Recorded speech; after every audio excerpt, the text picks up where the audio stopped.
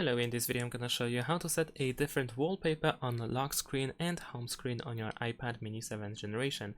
If you want to use a different wallpaper for lock screen and home screen, then first of all you want to go to the settings and of course go to wallpaper settings. Over here you have your current wallpaper. If you want to, you can also set up a new one. That doesn't really matter.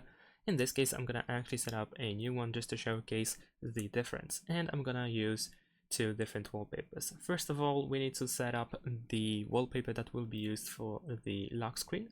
So let's say I'm gonna actually use this one. There we go.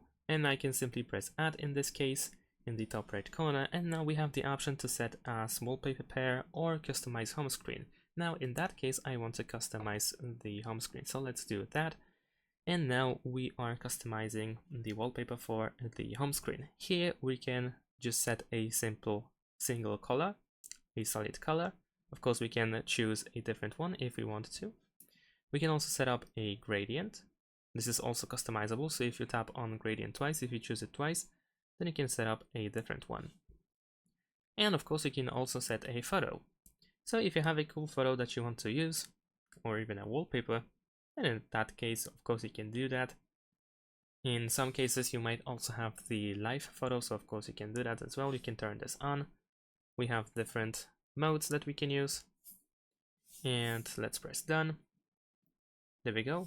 Now in addition to that we also have the blur option. You might want to enable that, and we can press done once we are ready.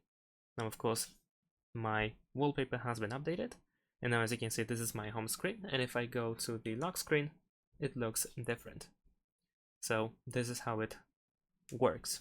If you don't want to set up a whole new wallpaper, then instead of course you can still customize the current one. All you need to do is press customize in the home screen.